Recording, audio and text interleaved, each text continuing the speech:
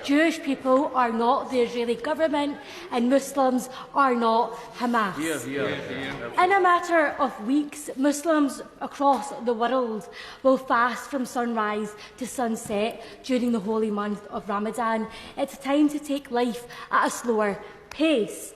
That, however, is far from the reality for people in Gaza. They live with hospitals bombed, homes bombed, ambulances bombed, churches bombed, mosques bombed, UN schools bombed, refugee camps bombed, factories bombed, and the bombing continues. Gaza is under siege from the air, and the F-35 stealth bomber, often referred to as the most lethal fighter jet in the world, is being used.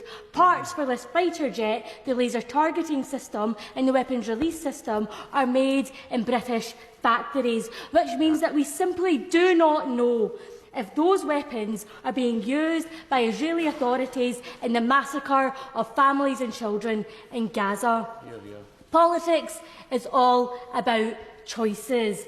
The UK government has the choice to stop or suspend arms export licences to Israel, and there's precedent for this. In 2014, the current Foreign Secretary, who was the then Prime Minister, suspended 12 arms export licences in light of evidence of human rights abuse. It is morally corrupt, outrageous, and sickens me to my core that the UK continues to sell arms to Israel.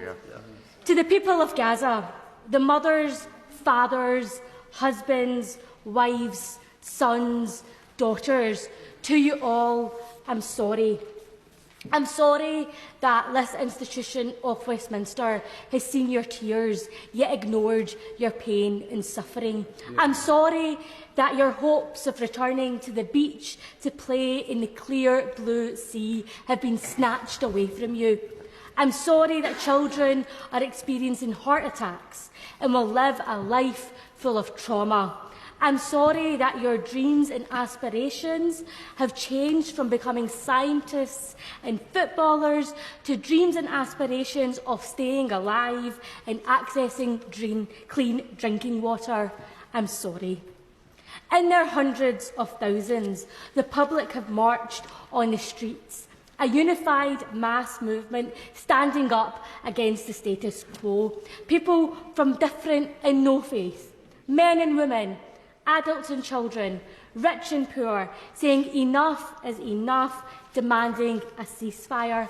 Here in Westminster, we may have the whip system and direction from party leadership, but every politician is accountable for their own actions. It does not matter that this debate was tabled by the SNP, who have third-party status. It doesn't matter if this vote isn't binding. These are semantics. We cannot continue to accept the systemic and deliberate oppression of the Palestinian people. There must be an immediate ceasefire.